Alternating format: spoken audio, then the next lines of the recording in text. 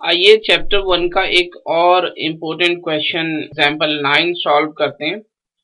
और इस क्वेश्चन में हमसे कहा गया कि prove that root 3 is irrational. हमें ये प्रूव करना है कि अंडर रूट 3 जो है वो एक इर्रेशनल नंबर है। तो आइए देखते हैं किस तरह से रूट 3 को इर्रेशनल नंबर प्रूव कर सकते हैं।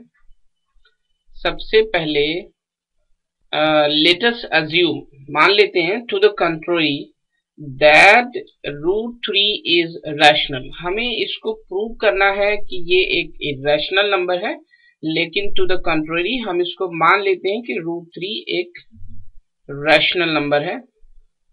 और अगर ये रैशनल नंबर है तो डेफिनेटली ये p बाई क्यू की फॉर्म में होगा, जहां पर q 0 नहीं होगा। p and q are integers। और सबसे इम्पोर्टेंट बात यहाँ पे है कि p and q आर को प्राइम नंबर्स।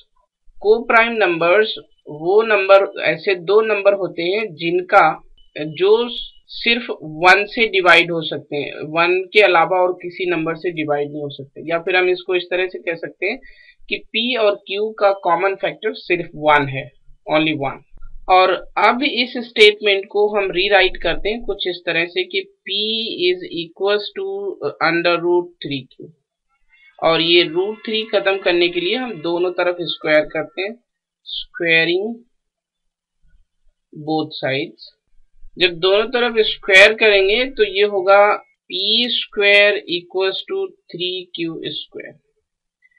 और इस इक्वेशन से हम क्या ऑब्जर्व करते हैं? हम ये ऑब्जर्व करते हैं कि p स्क्वायर की जो वैल्यू है वो है 3q स्क्वायर, और ये वैल्यू 3 का मल्टीपल है। तो इसलिए हम यहाँ पे लिखेंगे therefore p square is divisible by 3 and so p is also divisible by 3। और ये थ्योरम 1.3 के बेस पर है, जिसमें ये कहा गया है कि अगर कोई नंबर का स्क्वायर किसी प्राइम से डिवाइड हो जाता है तो वो नंबर भी उस प्राइम से डिवाइड हो जाता है। तो इस स्टेटमेंट से हम ये रिजल्ट निकालते हैं, सो 3 is a factor of p। जब p 3 से डिवाइड हो जाता है तो इसका मतलब 3 जो है वो p का एक फैक्टर है।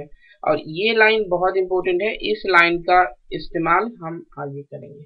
और अब आइए इस इक्वेशन को हम मान लेते हैं कि ये एक इक्वेशन नंबर 1 है।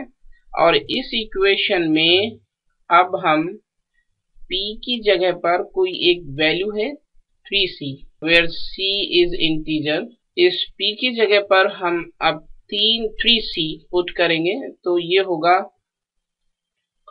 3c का होल स्क्वायर और यहाँ पर है 3q स्क्वायर। तो ये वैल्यू फाइनली होगी 3q square equals to 9c square. और अब हम 3 को दोनों तरफ कैंसिल कर सकते हैं, तो फाइनली ये वैल्यू होगी q square is equals to 3c square.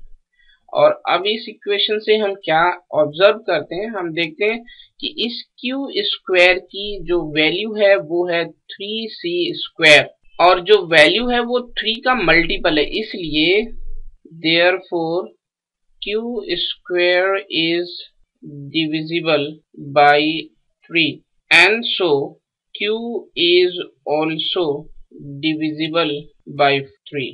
ऐसा थ्योरम 1.3 के बेस पर हम ये कह सकते हैं कि अगर q स्क्वायर 3 से डिवाइड हो सकता है तो q भी 3 से डिवाइड होगा। और इस स्टेटमेंट से हम ये रिजल्ट निकालते हैं कि सो 3 is a factor of q। और अब इस लाइन से कि जो 3 है वो q का फैक्टर है, यहाँ पर हमने देखा 3 p का भी फैक्टर है, तो हम कह सकते हैं सो 3 is a common factor of both P and Q। इसका मतलब है so P and Q are not को prime.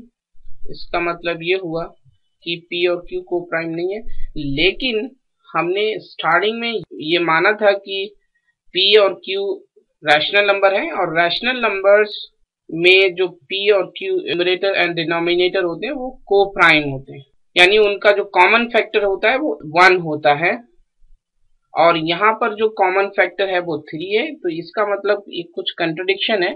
So but this contradicts the fact that P and Q are co-prime. This contradiction is because of our incorrect assumption that root 3 is rational। और ये जो contradiction है वो इस वजह से है कि हमने मान लिया था कि रूट 3 एक रैशनल है, और रैशनल मानने पर एक कंट्रडिक्शन है, तो इससे हम ये कंक्लूड करते हैं। So we conclude that root 3 is irrational. इसको हम इस तरह से समझ सकते हैं, हमने जब रूट 3 को रैशनल माना तो एक कंट्रडिक्शन आया, और इसलिए हम ये कह सकते हैं कि रूट 3 रैशनल नहीं है। तो जब रूट 3 रैशनल नहीं है तो नंबर्स, हम रियल नंबर्स को हम दो पार्ट में ही क्लासिफाइड कर सकते हैं, first is rational and second is irrational. जब रूट 3 हमारा रैशनल नहीं है तो इसका मतलब ये इरैशनल नंबर होगा। So this is the solution of the example. Thank you.